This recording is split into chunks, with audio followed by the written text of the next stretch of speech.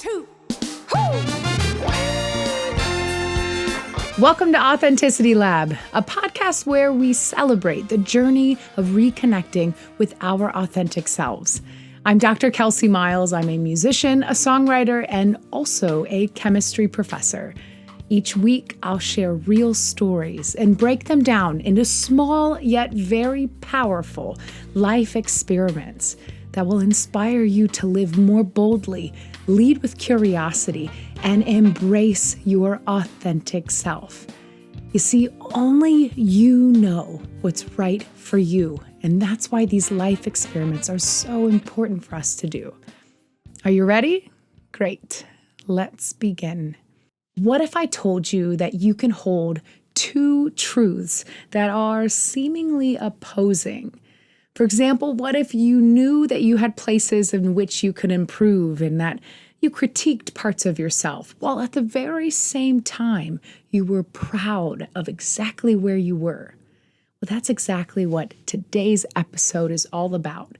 How can we celebrate ourselves while knowing we have things we need to improve upon? Instead of choosing one or the other, can we accept both present at the very same time in our lives? Well, last week's episode 4, I talked about preparing for this International Blues Challenge.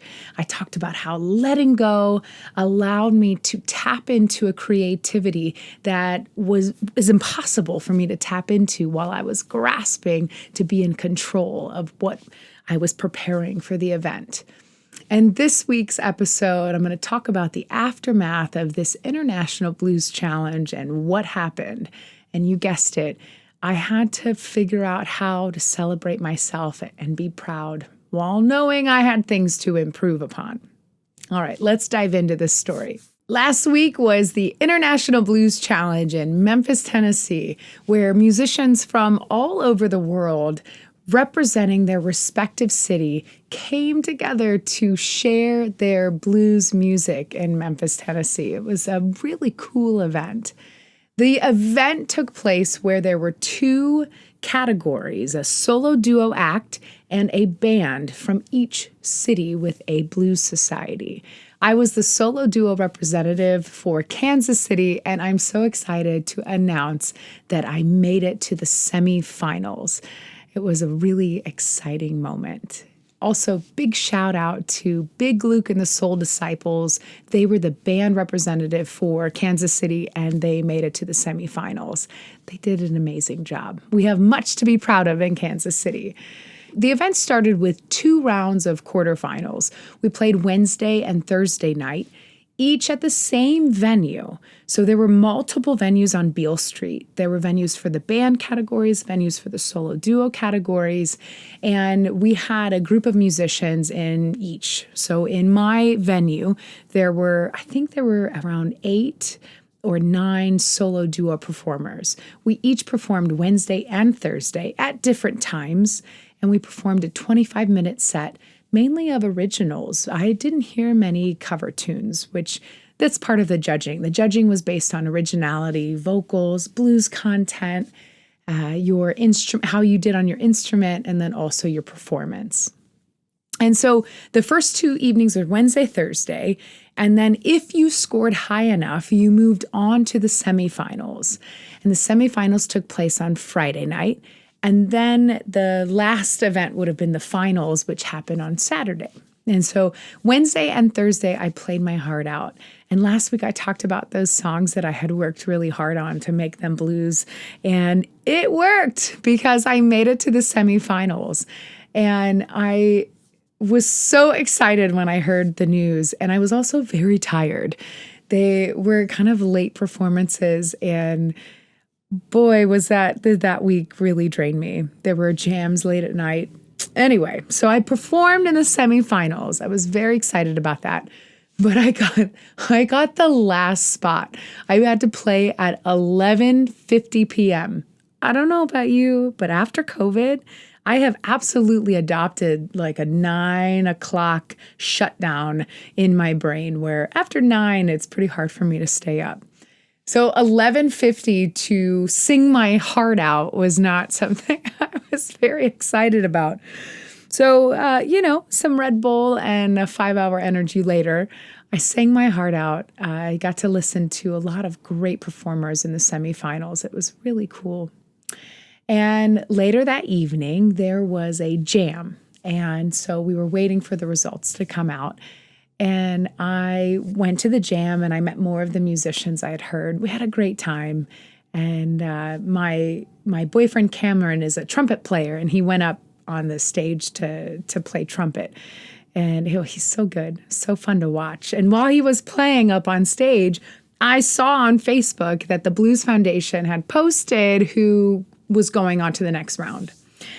I immediately had this sense of like, oh my gosh, I am nervous, to find out who's going on.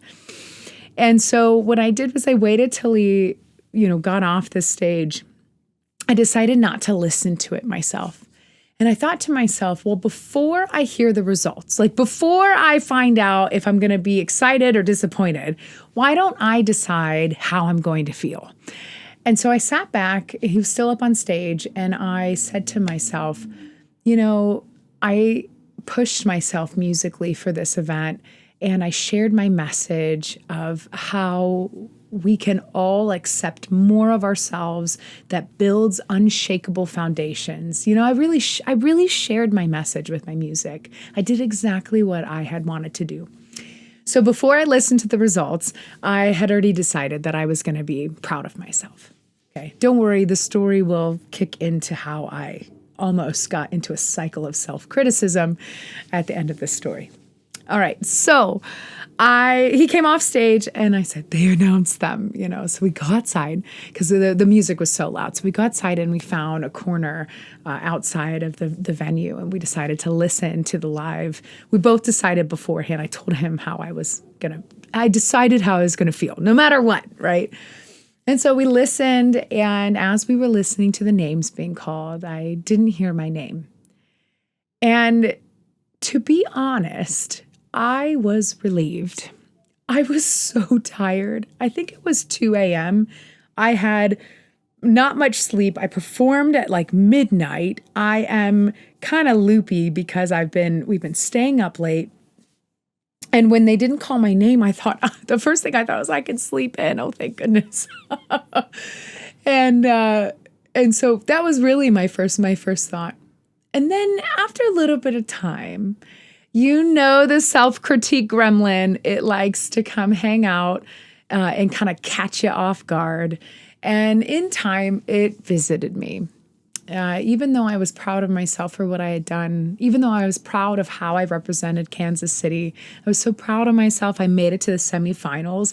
Not only me, but the band, Big Luke and the Soul Disciples, we both represented Kansas City so well by both getting to the semifinals. It was a really good day. And I couldn't help, though, but let this gremlin, it started to creep in. And so let me tell you when it happened. So it wasn't until the next day. So check this out. I was proud of myself and celebrating until the next day. We decided to come back to Kansas City. We got in the car. We were driving several hours into it. And all of a sudden, I started to find myself thinking of ways in which I could have done it better, improved. Maybe I shouldn't have chose that song. Maybe I could have played this better. It was really interesting. And it felt just like there were thousands of ants just crawling up my legs, just attacking me, And it was slow. I could feel them coming. And I thought to myself, is this helpful? And then part of me was like, yes, this is helpful because I'll do better next time. and I must critique myself so I can do better. Then I thought to myself, well, is this helping right now? You're really tired. You don't have a competition right now. So what I then did was I said, what would it feel like for me to just feel proud of myself and know that the critique exists and there's always ways in which I can improve, and trust that I will learn from this experience and take it on to the next one without having to ruminate over this. And boy, did that feel much better. It was almost like I pulled up this really comfy I'm proud of myself blanket, And so it kind of protected me from the ants that were crawling up my leg, the critique ants or whatever you want to think about it like that. And when I pulled up that I'm proud of myself blanket, it felt a lot better. Now, notice I'm just realizing as I'm telling you this, I'm really experiencing this from more of a witness standpoint. And that's taken years and years of practice of when we have emotions. Like, I don't have to allow that to completely control me. I can kind of step back and say, ooh, that's coming up. Do I want to act on it? So I decided I'm going to pull up this nice, comfy, I'm proud of myself blanket. And at the same time, I said to myself, and there's also ways I can improve. Of course, there's things I learned. Of course, it's okay that I have some critiques for myself. That's okay. And that's what I discovered. It's not an either or situation. I don't have to lean fully into my critique. I don't have to lean fully into, I'm so good, I'm so proud of myself. I did amazing. No, both can exist. I can totally know I can improve and can critique ways in which I have, I did my performance, and there's of course ways I can do it better. And at the very same time, I can be very proud of myself. And so I decided that I didn't have to do one or the other. I could actually do both. All right, let's break this story down using the scientific method. So the question I asked myself in this story was really, when I experienced those thoughts of critique, and then I was still proud of myself because I had made it to the semifinals, my question was, can I balance these two? Can I balance self-critique while also holding this celebration blanket up close to me? Can both of them exist? And my hypothesis, now looking back, my hypothesis, to be really honest, was that I was afraid that if I held on to the blanket, that I'm proud of myself blanket. Oh, wow, this is interesting as I'm saying it out loud. It's a thought I had, but I didn't really say it out loud. My hypothesis there was that I thought if I was celebrating myself, that I would not improve. It sounds crazy when I say it out loud, but it's true. It actually is making me kind of tear up some. It's to question whether or not, if I celebrate myself too much, I might not see the ways in which I can improve. I might not critique myself enough so that I can improve. That was one of my hypotheses. The other one was that I would be able to find balance. That was a hypothesis I had, that, yeah, maybe I could have both. And the other one was that I would find that the critique wasn't useful and that I really just needed to be happy and just be proud of what I did. It was a full range, I guess, of hypotheses. I did the third step of the scientific method, which is to run an experiment. Now, this one was done in my head, really. I just tried it on. I decided to stop the inner critic in me from being so loud. And I started to add in ways in which I felt proud of myself, ways in which I felt like I had done everything I could. I did my best. I shared my songs. I shared my message. And to be honest, a lot of that challenge is so out of your hands. When we judge music, it's so up to the listener. And my main goal there was to do a good job representing Kansas City, which I did. I made it to the semifinals. And the other thing was I wanted to share my message and be authentic, and I absolutely was. So it sounds like a total win. And so my experiment, by stopping my critic from being so loud and then starting to bring in some of that celebration, was my internal experiment here. And that brings me to step 4 of the scientific method, which is to make an observation. And like I said in my story, I started to feel like both were okay to be there, that I agreed with my critic that there were ways in which I can improve. And at the same time, I realized how nice it was to feel proud of myself, but I didn't need to exclude either one of them. They could both exist. And as I analyzed the data, that's step 5, I really noticed this idea of accepting both parts both of them are allowed to exist. And I realize acknowledging the win, making it to the semifinals doesn't negate the self-improvement, the ways in which that I can improve as a musician and a songwriter and a performer. I don't have to be afraid of celebration, thinking I'm not going to self-improve. I don't have to stop celebrating, afraid that I'm going to miss some critique that would be helpful. I didn't have to stop celebrating so that I can improve. They don't exist separately. They can both exist together. One of the hypotheses I had about being worried that if I celebrated, I would miss the opportunity to critique myself so I could improve. It really turned out to be false. That's not true. Both can exist. Both of them can exist. Another really important thing I learned personally about myself was that I realized that my pendulum, like my internal pendulum, likes to hang out on the inner critic side. That's kind of my norm, all right? And so when I was just looking at all the thoughts I was having, when I realized how much critique was coming up, it helped to reinforce that. And this might sound silly, but I don't have to worry about if I'm going to improve or critique myself because I'm going to. One of my concerns was that if I celebrated myself, I'd miss the opportunity to critique myself so I could improve. And then when I realized how many thoughts of critique I had, I was like, oh yeah, I don't have to worry. That inner critic voice of mine is nice and loud. As I'm going to invite you to do your life experiment soon, you might start to notice where your internal pendulum swings. Are you swinging on the everything's positive and you're so great? Or do you tend to swing on the critiquing yourself? And be really, really honest with yourself. This is not, you don't even have to share this with anyone. I'm sharing it to everybody, but my pendulum swings over on the critique side. And because I know that about myself, it invites me to add in that celebration aspect to balance myself more. If you're listening to this podcast and you don't have an inner critic that's loud like mine and likes to critique all the things and forgets, my inner critic also forgets that hindsight is 2020, and it will say things like, oh my gosh, why didn't you play this song? Because, the crowd response was better on this song or something. Why didn't you, adjust the order?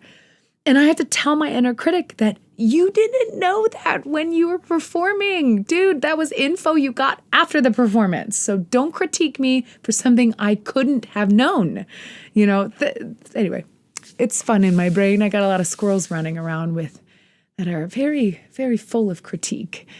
So my pendulum swings that way. And so I know that adding more celebration will help me balance it while I'm able to accept both parts happening at the same time. So again, if your inner pendulum swings more towards celebration and doesn't have an issue with critique, perhaps yours is that you need to think of ways in which you can self-improve. All right. Again, I don't know what's going on in your brain, but when we witness them, and when we step back and analyze the data, which is what we do in chemistry experiments, that's really what gives us information to draw conclusions about how the experiment went and what to do on our next experiment. All right, enough of that tangent. I want to get to the last step of the scientific method, which is to draw a conclusion and share your results. I've shared much of the conclusion already, which is that you do not have to choose between celebration and critique. Both can exist at the same time, and I encourage you to have both. It feels way better than to just hold on to celebration, to be honest. When you just hold on to celebration and then you refuse to look at anything that you can improve, you actually are limiting yourself. I think that a healthy way to approach long-term growth in our world and our personal lives is to love on both sides of it. The knowing of self-improvement and constant growth, as well as celebration of exactly where we are. both together really give you this balanced sense of always taking the next step and leading with that curiosity. All right. And that's a lot of what helps you stay curious, is knowing there's always ways you can do it a little differently next time. All right. So let's get into your life experiment, which I think you know the flavor. Your life experiment this week, your question for this week is, I want you to think about some way in which you could celebrate yourself. Something this week is going to happen in which you're going to critique yourself. I'm going to invite you to see how it feels for you to understand that you can improve and do that thing better.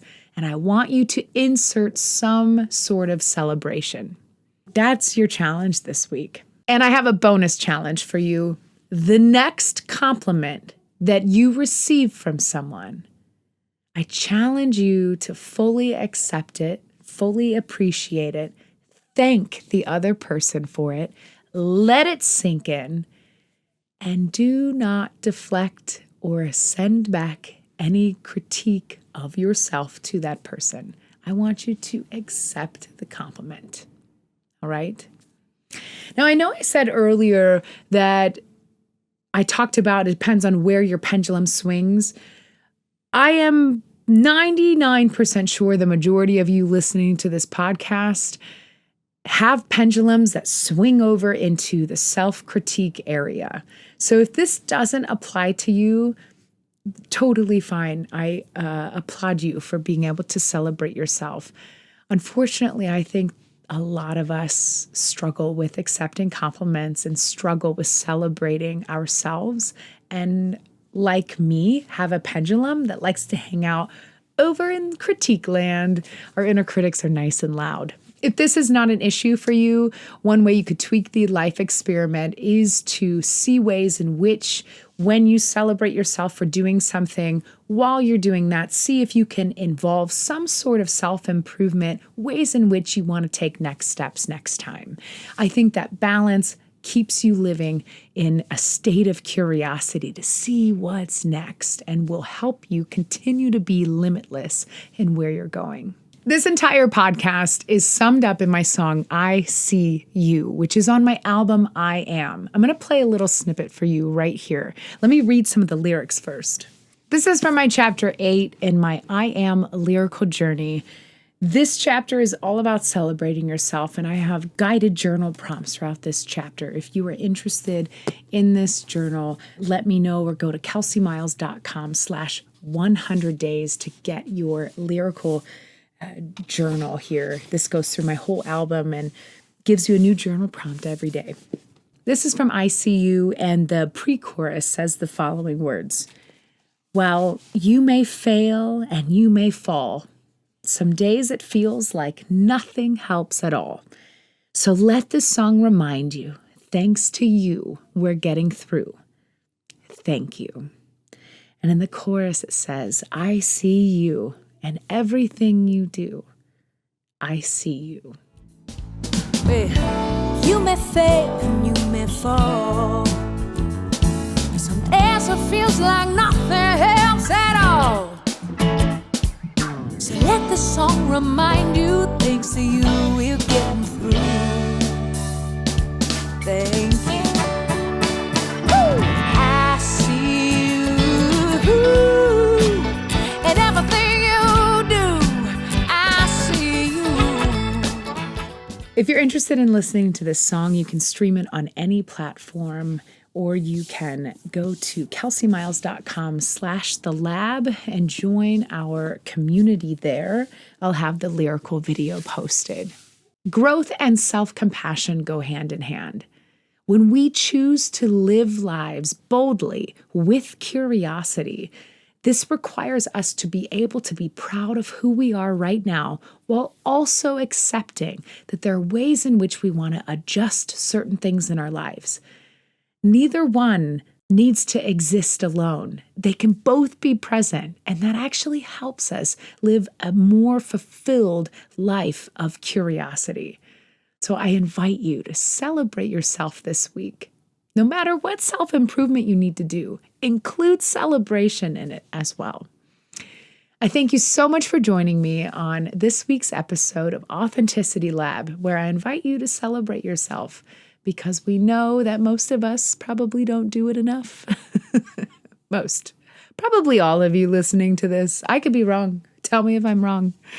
In fact, I would love to know. I would actually love to know if some of you have no issue celebrating yourself. That would be fun for me to understand what that feels like because I don't know what it feels like. I invite you to share your results of your this week's lab experiment, which is inviting you to find more celebration, ways in which you critique yourself. And you can do this on kelseymiles.com/thelab, THELAB. This is a free community where I have forums where you can get involved with the discussion. And that's also where I'll post my song, I See You, the lyrical video for that song. I'll see you next week with a new story and a new life experiment that you can run to help continue to inspire you to live boldly, lead with curiosity, and keep being your most amazing, authentic self.